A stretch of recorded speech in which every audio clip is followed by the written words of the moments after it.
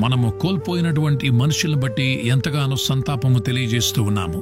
గుజరాత్లో జరిగినటువంటి విమాన ప్రమాదమును బట్టి, ఈ ప్రమాదంలో తమ యొక్క ప్రియులైన వారిని కోల్పోయినటువంటి వారిని గురించి సంతాపము తెలియచేస్తూ ఉన్నాం. వారి నిమిత్తమై మనము ఎవరిని భర్తీ చేయలేము. అయితే దేవుని యొక్క శక్తి ద్వారా వారిని ఓదార్చడానికి, వారిని శక్తివంతంగా చేయడానికి దేవుడు మాత్రమే సామర్థ్యం గలవాడు. మనమందరము ఏకంగా ఉన్నాము. మన దేశం యొక్క వారిని బలపరచడానికి దేవుడు మాత్రమే ఉన్నాడు. మనము యూపీలో నష్టపోయాము, కాశ్మీర్లో అనేక ప్రాణాలు కోల్పోయారు, అలాగే బెంగళూరులో కూడా చాలా మంది తమ జీవితాలను కోల్పోయారు. అయితే ఈ రోజు గుజరాత్లో తమ ప్రాణాలను కోల్పోయారు. ఈ వేదన, బాధ నిమిత్తమై మనము ప్రార్థన చేయబోతూ ఉన్నాము. మన దేశానికి జరుగుతున్న ఒకటి వెంబడి ఒకటి నిమిత్తమై ఈ విపత్తులు ఆగిపోవాలని దేవుడు కనికరముతో మనల్ని ఏకం చేయునుగాక. ఒకరినొకరు ప్రేమించుకుని ఒకరినొకరు జాగ్రత్త వహించుకోవడానికి దేవుడు సాయం చేయాలి. ప్రేమతో ఒకరికొరకు ప్రార్థన చేయాలి. ఒకరి భారములు ఒకరు మోసుకుని వెళ్ళాలి. ఈ రోజు మనము ఏకంగా కలిసి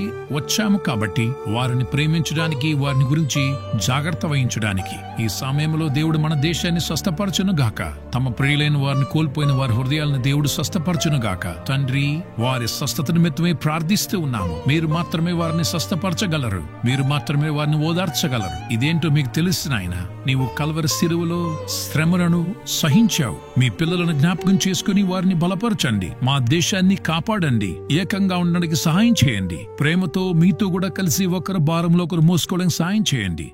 యేసు నామమున ప్రార్థించుచున్నాము తండ్రి. ఆమెన్.